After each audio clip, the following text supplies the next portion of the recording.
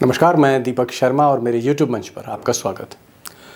दोस्तों, कभी कभी जो आरोप हम दूसरों पर लगाते हैं वही आरोप पलटकर हम पर लगते हैं, और अक्सर ऐसा इसलिए होता है क्योंकि हम अपने गिरेबान में झांक कर नहीं देखते। और कुछ ऐसा ही आजकल मोदी जी के साथ हो रहा है राहुल गांधी के मामले को लेकर। दरअसल मोदी जी और बीजेपी के जो बड़े नेता हैं उनका ये कहना है कि राहुल गांधी ने इंग्लैंड में जाकर भारत के बारे में कई बातें गलत कही। सच ये है कि अगर आप मोदी जी का रिकॉर्ड उठाकर देखें प्रधानमंत्री के तौर पे, तो उन्होंने राहुल गांधी से भी ज़्यादा गलत बातें भारत के बारे में की। अब यही मोदी जी के लिए गले की हड्डी बनता जा रहा है।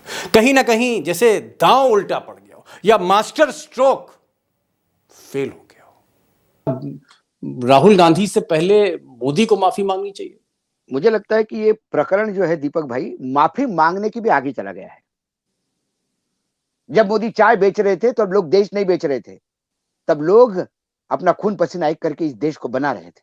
अब दोस्तों, जो बातें भरी महफिल में कही गई हों, कैमरे पर रिकॉर्ड की गई हों, पब्लिक डोमेन में हों, वो एक सबूत हैं जिनसे आप पलट नहीं सकते, वापस नहीं आ सकते। और मोदी जी पहली बार कहीं ना कहीं मैं सबूत के फंस गए, बड़ी मुसीबत है, फंस गए, या यूं कहें उलझते चले जा रहे हैं। और उस पर तो एक बड़ा खुलासा मैं करूंगा ही करूंगा, टाइगर को भी आप सुनेंगे। लेकिन यहाँ पर एक सवाल और मैं आपके सामने रखना चाहता हूँ कि क्या मोदी जी की तरह बाकी प्रधानमंत्री, नेहरू से लेकर इंदिरा गांधी तक, फिर राजीव गांधी, फिर वीपी सिंह, फिर नरसिम्हा राव, फिर चंद्रशेखर, यहाँ यूँ कह लीजिए मनमोहन सिंह तक, क्या जितने भी प्रधानमंत्री देश में आए, क्या उनमें से किसी भी एक प्रधानमंत्री ने मोदी जैसी बातें विदेश में कही हैं? देखते हैं पहले, फिर आगे बढ़ते हैं। Our ancient philosophy has withstood all onslaughts. It was Indian tea that stimulated your independence movement.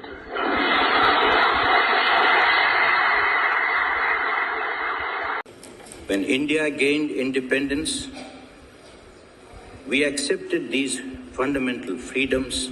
Is fully conscious of the immense responsibilities that come. अब मैं और भी प्रधानमंत्रियों की बात आपके सामने रख सकता था, दिखा सकता था, लेकिन फिर वक्त ज़्यादा लग जाता। लेकिन एक चीज़ तो साफ है कि किसी भी प्रधानमंत्री ने, नेहरू जी से लेकर और मनमोहन सिंह जी तक, किसी प्रधानमंत्री ने बाहर जाके कोई गैर जिम्मेदाराना बात अब तक नहीं कही। ऐसी बातें कहीं जिससे आपको नाज ही होगा, फ़क्र ही होगा, भले ही देश में जितनी दिक्कतें हों। लेकिन किसी ने ये नहीं कहा कि हिंदुस्तान में जन्म लेना एक पाप के समान था, ऐसी बात नहीं की। यह हिंदुस्तान में अंधेरा ही अंधेरा था। और जहाँ तक बात बीजेपी की है, तो ज़रा वाजपेयी साहब को भी देख लेते हैं। मोदी जी के किसी ज़माने में वो रोल मॉडल थे। वाजपेयी को अगर आप सुनेंगे, तो आज मैं कह रहा हूँ आपसे, आप नेहरू भी भूल जाएंगे। सुनिए वाजपेयी को, फिर आगे बढ़ते हैं। मैं आपका शुक्रिया अदा करता हूँ कि आपने इस तारीखी जगह पर मेरे लिए दावत का इंतजाम किया है। यह वो शानदार किला है जिसकी गोद में शाहजहां ने जन्म लिया था, जहां अकबर ने अपनी जिंदगी के 10 साल से भी ज्यादा गुजारे थे। आपने जिस गर्मजोशी के साथ खैर मकदम और मेहमान नवाजी की है, उससे मुझे और मेरे डेलीगेशन को बहुत खुशी हुई है। जनाब वजीर आजम साहब, आपने इस तवारीखी किले और शहर लाहौर की रवायात को पूरी तरह कायम रखा है।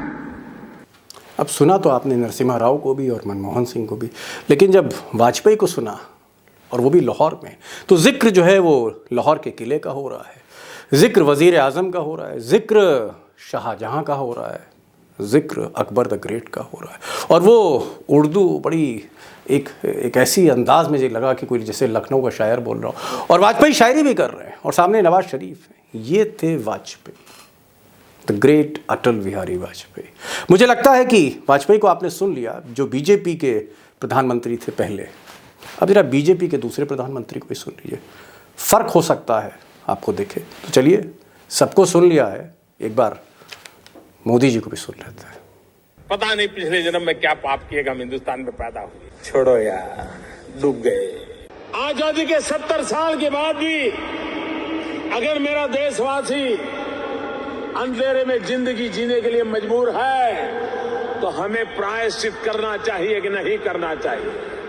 जिनको गंदगी करनी थी वो गंदगी करके चले गए, लेकिन हम सफाई करके जाएंगे। एक समय जब लोग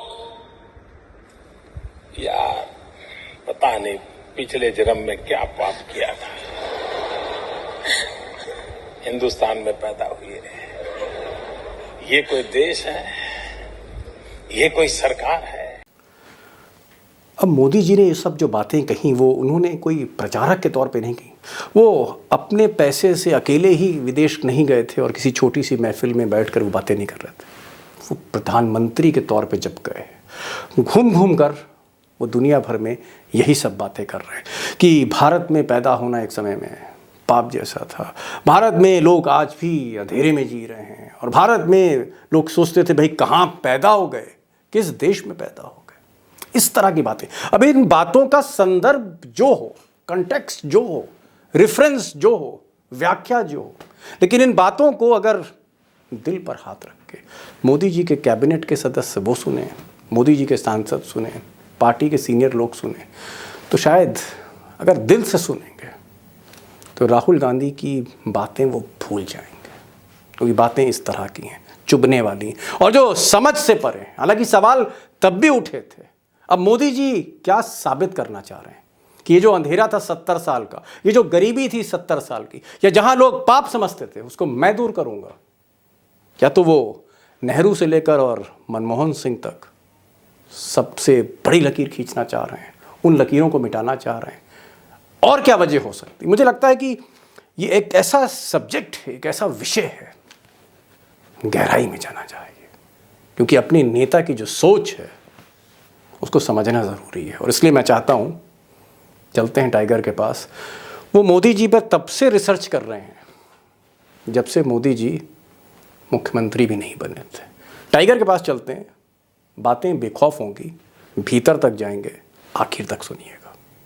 सवाल मेरा टाइगर ये है कि परंपरा रही देश में जितने भी प्रधानमंत्री रहे, नेहरू से लेकर मनमोहन सिंह तक और वाजपेयी जी, कभी किसी प्रधानमंत्री ने अपनी आधिकारिक यात्रा में विदेश में एक शब्द भारत के बारे में ऐसा नहीं कहा कि जहां थोड़ा सा हमको कहीं ना कहीं एक एम्बैरेसमेंट लगे।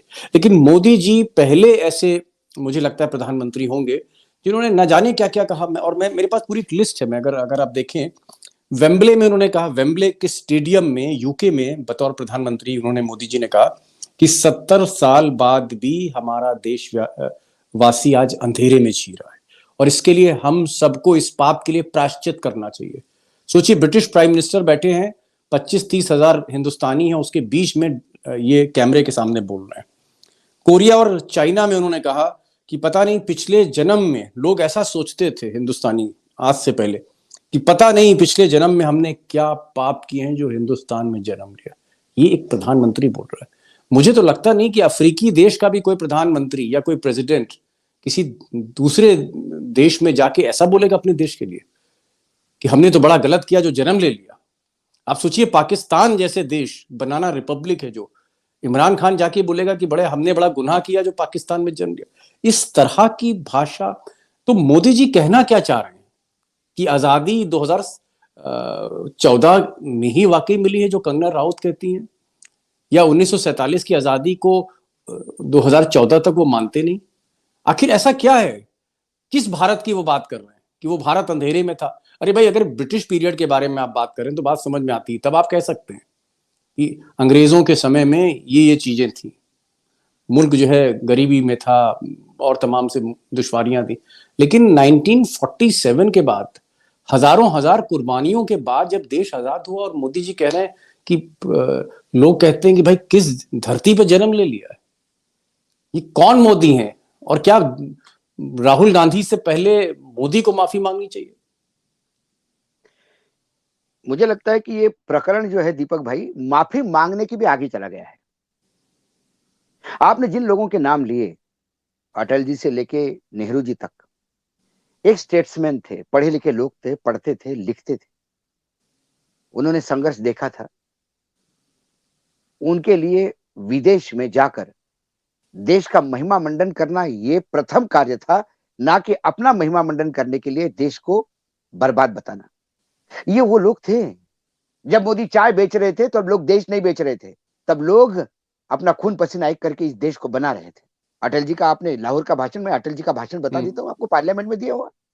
अटल जी ने जब कहा कि लोग ने मुझे कहा कि बताइए इस देश में किसी ने कुछ नहीं कहा, तो उन्होंने कहा कि 1947 से लेकर आज तक जब मैंने प्रधानमंत्री पद की शपथ ली है, हर सरकार ने अच्छा काम किया है। और यदि मैं ये बोलूं कि कुछ हुआ ही नहीं देश में, तो इस देश के लाखों करोड़ों किसानों का और मजदूरों का अपमान होगा, क्योंकि इस देश के किसानों और मजदूरों ने तो सरकार कोई भी वो अपना खून पसीना करके इस देश का जीडीपी ऊपर किया है। लेकिन टाइगर, यहाँ पर फिर मैं आपको रोक रहा हूँ। मैं फिर जो उन्होंने कोरिया में भाषण दिया प्रधानमंत्री ने, मोदी ने, और चाइना में जो हमारा दुश्मन देश है, एक तरह से संबंध अच्छे नहीं हमारे, वहां पर वो ये कह रहे हैं कि पिछले जन्म में क्या पाप किया था कि हिंदुस्तान में पैदा हुए थे। कोई सरकार है ये, कोई देश है ये, और ये ऐसा लोग सोचते थे और वो सोच के देश छोड़ के चले जाते थे, और तमाम लोग देश छोड़, लेकिन अब मैं आ गया हूं तो मैं चीजें बदलने जा रहा हूं। इसका मतलब क्या है कि उनको ये लगता है कि जो वाजपेयी थे, नेहरू थे, गांधी थे, नरसिम्हा राव थे, ये कुछ नहीं थे। मतलब नहीं। हिंदुस्तान की शुरुआत मोदी से शुरू होती, या तो ये माइंडसेट हो सकता है। इसका मतलब क्या है? क्या क्या इसका बताना क्या चाह रहे हैं वो? मैं दीपक भाई, हिंदुस्तान के अपमान की बात नहीं कर रहा हूं, ये बताना क्या चाह रहे हैं वजह के? कुछ लोग अपने आप को महिमा मंडन करने के लिए दूसरे को कम लिखते हैं, दूसरे की लाइन काट के अपने की लाइन बड़ी बनाते हैं। और कुछ लोग होते हो अपनी वाकई लाइन बड़ी करते हैं दूसरे से, और एक है दूसरे की लाइन मिटाते जाते हैं और अपनी लाइन बड़ी बताने के लिए। ये उनमें से है। शिक्षा भी बहुत इंपैक्ट रखती है। अब जितना इंटरनेशनल एंटायर पॉलिटिक्स में कोई उन्होंने डिग्री ली है, जी। शायद मैंने तो वो सब्जेक्ट कहीं सुना नहीं है ना देखा है, लेकिन उन्होंने को जब डिग्री मिली है उसमें, तो शायद उनको ये सिखाया गया होगा कि जब आप सत्ता में आओ तो ये कहो कि जब से मैं सत्ता में आया हूं तब से देश है, इसके पहले तो देश था ही नहीं, अराजकता थी। आज राहुल गांधी ने जो बोला वो आपको रिपीट किया। राहुल गांधी उम्र से छोटे हैं आपसे, राहुल गांधी देखते हैं आप क्या बोलते हैं, उसका जवाब दिया उन्होंने। तो आपको बोलने के पहले 3 बार सोच लेना चाहिए था। हम भी हमारे प्रधानमंत्री की बहुत आलोचना करते हैं, हम सरकार को लगातार सवाल पूछते हैं, सरकार के गलत किए पे हम सवाल उठाते हैं, जनता की आवाज बन के टूट पड़ते हैं। इसके मायने ये नहीं कि पाकिस्तान के टेलीविजन पे जब अशोक वानखेड़े जाता है और कोई कहता है कि तुम्हारे वजीर आजम आतंकी है, दहशतगर्द है, तो वो शो भी नहीं चलने दिया हमने। हमने कहा कि हमारे प्रधानमंत्री को आप आतंकी कैसे कह रहे हैं, किस बिना पे कह रहे हैं, किसने अधिकार दिया आपको? 145 करोड़ के देश का नुमाइंदा है वो, अभिभावक है हमारा, उसका अपमान करने का अधिकार किसने दिया आपको? मेरी न्यायपालिका है। मैंने डिफेंड किया प्राइम मिनिस्टर को, क्योंकि मैं विदेश में मेरे प्रधानमंत्री की बेइज्जती नहीं होने दूंगा, किसी भी फोरम पे नहीं होने दूंगा। लेकिन यहाँ तो क्योंकि मेरे विचार प्रधानमंत्री खुद उनसे ही नहीं ऐसा पटते बोल रहे हैं होंगे। ना। नहीं, प्रधानमंत्री ऐसे बोलते रहेंगे तो वो ये मेरा दुर्भाग्य है, ये देश का दुर्भाग्य है कि ऐसे प्रधानमंत्री देश में है। लेकिन कोई आपको लगता बोलने है को कि तैयार है। आपको लगता है कि इस पूरे प्रकरण से बीजेपी ने एक बरैये के छत्ते पे हाथ डाल दिया? राहुल गांधी को कॉर्नर करने के लिए, अडानी के मामले को भुलाने के लिए राहुल गांधी को घेरा, लेकिन राहुल गांधी को जिस उस पे घेरा है, इसको स्ट्रैटेजी देखिए इनकी। राहुल गांधी यूं ही बोल के आते तो इनको कोई फर्क नहीं पड़ता। मामला जेपीसी का है। जैसे जैसे अडानी सेठ के कुकर्म सामने आ रहे हैं और जैसे जैसे जेपीसी की डिमांड बढ़ती जा रही है, अडानी ये भ्रष्टाचार और अडानी ये कारपोरेट क्रोनी कैपिटलिज्म का एक पर्यायवाची शब्द बन गया है इस देश में, आम जनता के बीच में। इसके ऊपर चद्दर ढालने के लिए कोई दया इशू करना है, इसलिए फिर देश की इनका हमेशा रहता है, जब इन पे आरोप लगते हैं तो ये तुरंत देश पे हमले की बात करते हैं। देश की अस्मिता, राष्ट्रवाद, राष्ट्रीयता। राहुल गांधी इनके हिसाब से पप्पू है, राहुल गांधी इनके हिसाब से पागल है, राहुल गांधी इनके हिसाब से देश निकाला कर जाने वाला आदमी है। और ऐसे आदमी ने यदि जाके कुछ बोल दिया विदेश में तो विदेश, भारत की कहां से दुर्गति हो गई, भारत का क्या अपमान हो गया? एक तरफ कहते हो कि राहुल गांधी की कोई औकात नहीं है, दूसरी तरफ राहुल गांधी ने बोलने पे आप कहते हो कि देश का अपमान हुआ है। किस संवैधानिक पोस्ट पे है राहुल गांधी? राहुल गांधी एक सांसद है। ऐसे कई देशों के सांसद कई जगह कुछ बोलते हैं, बवाल तो नहीं होता। राहुल गांधी के या तो फिर मानो राहुल गांधी बराबर पैरेलल खड़े हो गए हैं नरेंद्र मोदी के। अब राहुल गांधी के सांस लेने और सांस छोड़ने पे भी तकलीफ होने लगी है। राहुल गांधी के एक ट्वीट से भी उनको लगता है कि देश हिल रहा है। या तो मानिए राहुल गांधी की ताकत है। ये बेसिकली राहुल गांधी के उस वक्तव्य को देश के खिलाफ किया गया बड़ा षड्यंत्र है, वक्तव्य है। ये बोल बोल के अडानी प्रकरण दबाने का प्रयास कर रहा है, लेकिन ये अडानी प्रकरण दबेगा नहीं। नहीं, लेकिन यहाँ क्योंकि पर एक सवाल भाऊ ये है। अडानी मात्र गोदी सेठ नहीं है। मेरे लिए अडानी मात्र नजदीकी नहीं है वो सत्ता पक्ष के, उससे मेरे कोई लेना देना नहीं है। अडानी नंबर 3 पे पहुंचते, नंबर 1 पे पहुंचते हैं, साधुवाद अडानी जी को। मुझे सवाल है कि मेरे क्षेत्र, मेरे देश के डिफेंस सेक्टर नंगा हो पड़ा हुआ है। डिफेंस में जो लोग रिसर्च कर रहे हैं, मिसाइल और रडार का अपग्रेडेशन जो कर रहे हैं, यदि वहां से बाहर का पैसा लगा है, वो पैसा मालूम नहीं मुझे किसका लगा है, तो क्या मुझे चिंता करने की जरूरत नहीं है। चिंता का ठेका इन लोगों ने लिखा रखा है। टैक्स देता हूं मैं, इस देश का एक नागरिक हूं। एक अच्छे संस्कार मेरे पे हुए हैं। जो मुझे देश की चिंता करने के लिए मजबूर करता है, जो मुझे पड़ोसी की चिंता करने के लिए मजबूर करता है, मुझे मेरे मेरे गांव की चिंता करने के लिए मजबूर करता है, मुझे भविष्य की चिंता करने के लिए मजबूर करता है। तो मैं सवाल पूछ रहा हूं, उसका जवाब नहीं दे रहे आप। राहुल गांधी बाद में माफी मांगेंगे, पहले तो हिंडन के बारे में तो बताइए, जेपीसी अनाउंस कर दीजिए। राहुल गांधी के ऊपर अलग अभियोग चलाइए, देशद्रोह के मुकदमे चलाइए यदि प्रोविजन है तो। आप पार्लियामेंट चलने नहीं देना चाहते। ये पहली बार देखा मैंने, सत्ता पक्ष पार्लियामेंट चलने नहीं देना चाहता है। सांसद विरोधी रोकते हैं, यहां सत्ता पक्ष माफी मांगो करके चलाना नहीं देना चाहते, क्योंकि सांसद चलेगी तो जेपीसी की डिमांड होगी। जेपीसी की डिमांड होगी तो बात मुंह तलक जाएगी। और जब तार खुलेंगे तो कईयों को शॉक लगेगा। मैं वापस मोदी जी पे आ रहा हूं। मोदी जी ने जिस तरह से कहा कि हिंदुस्तान तो ऐसा था, हिंदुस्तान तो वैसा था, मतलब बेसिकली वो कहना चाह रहे हैं कि 70 साल में हिंदुस्तान कुछ भी नहीं था, गरीबी थी, अंधेरा था, लोग सोचते थे पता नहीं यहां से निकलो इस देश से। और वो जब से आ गए हैं, उन्होंने जब से बीड़ा उठा लिया। कहने का मतलब क्या है कि मोदी ये कहना चाह रहे हैं कि 1947 भारत की स्वतंत्रता का संग्राम, चंद्रशेखर, भगत सिंह, जितने भी लोग, बिस्मिल्लाह, अशफाकुल्लाह, ये जितने भी हमारे यहाँ क्रांतिकारी पैदा हुए, चाहे सरदार पटेल से लेकर महात्मा गांधी, इनका कोई कंट्रीब्यूशन नहीं है, सारा कंट्रीब्यूशन नरेंद्र दामोदर दास मोदी का। ये वो कहना चाह रहे हैं कि अब नया भारत शुरू हो रहा है, या जो कंगना रावत ने कहा था कि भारत की असली आजादी 2014 के बाद आई है। तो क्या ये एक नया भारत यही है?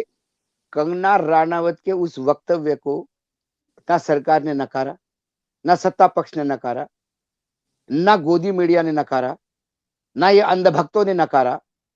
उसके उलट उसको एक पद्मश्री दिया गया। इसका मतलब एंडोर्स किया गया है।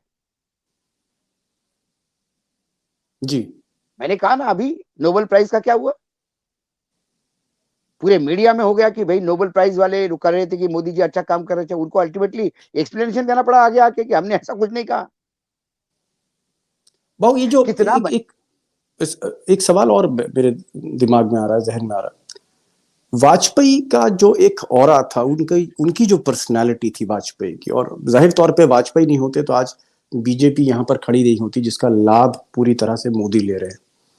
वाजपेयी की सीढ़ियों पर ही वो चढ़े हैं आगे, जो सीढ़ी वाजपेयी और अडवाणी ने बनाई।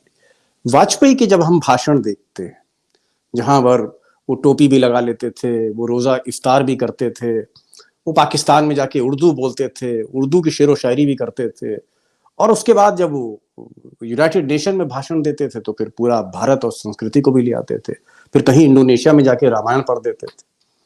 वाजपेयी जो बीजेपी में जो उनका कद था और आज मोदी का जो बीजेपी में कद है, क्या भाजपा के जो पुराने लोग हैं, क्या बीजेपी की जो पुरानी पीढ़ी है, वो मोदी को नहीं देख रही है कि ये भाजपा है? आंसुओं से रो रही है, आंसुओं से रो रही है। पुराने लोगों के पास बैठता हूं दीपक भाई, मैं उनसे इतिहास सुनने का प्रयास करता हूं, चाहे कांग्रेस के हो, बीजेपी के हो, लेफ्ट के हो। ये जो पुराने लोग हैं, इनसे जब सुनते हैं तो पता पड़ता है कि हर राजनीतिक दल ने कैसी अपनी शुरुआत की और कितना संघर्ष करके जो जगह उन्होंने पाई है उसमें बहुत संघर्ष किया है। आम आदमी पार्टी हमारे सामने जन्म लिया उसने। 100 साल बाद कोई आम आदमी पार्टी का पूछेगा तो शायद तब हमारा कथन इतिहास हो जाएगा। लेकिन वाजपेयी जब मैं और मोदी सब का फर्क मैं पूछ रहा हूँ। मोदी और वाजपेयी में कंपेयर करना भी वाजपेयी जी का अपमान है, घोर अपमान है। ये क्या कह रहे हैं आप? किससे कंपेयर कर रहे हैं? नहीं, बिल्कुल मात्र प्रधानमंत्री पद होने से आदमी का व्यक्तित्व नहीं स्मृति सुधरता। स्मृति ईरानी का तो ये कहना है कि वाजपेयी मतलब मोदी जी ने सारे जिसको रिकॉर्ड तोड़ दिए हैं। जिसको अपनी डिग्रियों का पता नहीं है, जो हाई कोर्ट में गोवा के होटल के लिए झूठ एफिडेविट दे सकते हैं, ये क्या जाने किससे सर्टिफिकेट ले रहे हैं आप? सर्टिफिकेट नहीं, लेने के लेकिन लिए आज चलिए सर्टिफिकेट स्मृति ईरानी नहीं, वो लेकिन मुझे नड्डा साहब जो भाजपा के अध्यक्ष हैं वो तो पढ़े लिखे, उनका ये कहना है कि नड्डा मोदी साहब जी जो ये जैसा कहते हैं कि नेता। इस देश में क्षेत्रीय दलों को जगह नहीं है, क्षेत्रीय दल समाप्त कर देंगे, ये बोलने वाले नड्डा जी लोग आपको लगता है प्रजातंत्र में विश्वास रखते हैं? आपको लगता है?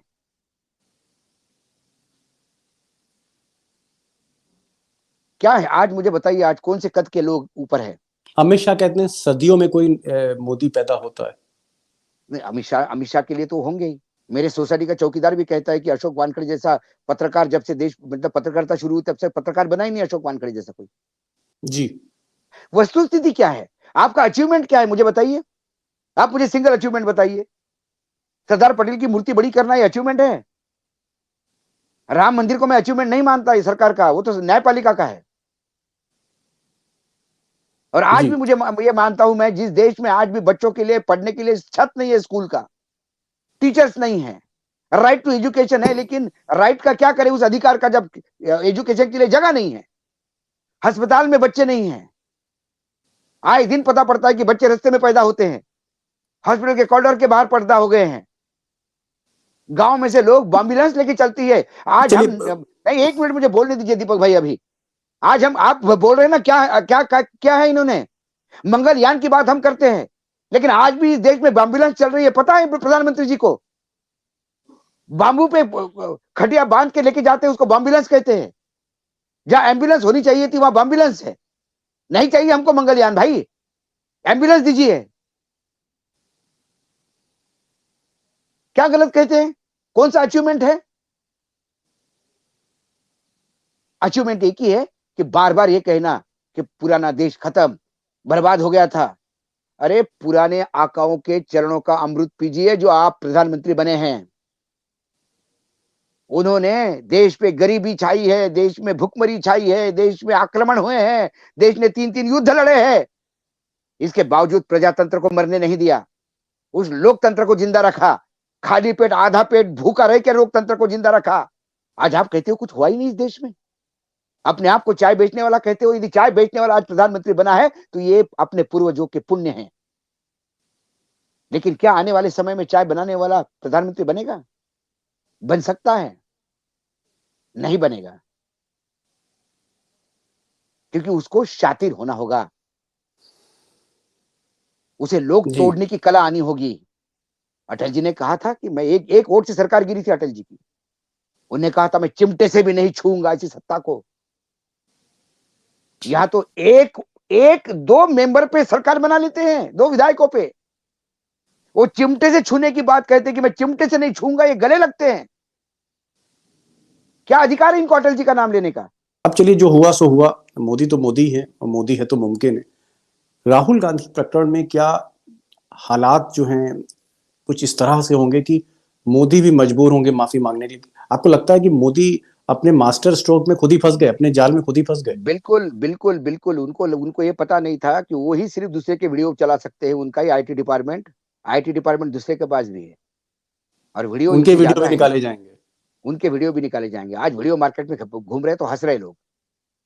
राहुल गांधी माफी मांगे तो मोदी जी को भी माफी मांगनी होगी, और इन दोनों के माफी मांगने के पहले अडानी जी की उस शेल कंपनी का पैसे का स्रोत पूछना होगा, जहां देश का डिफेंस सेक्टर आज सामने आया हुआ है।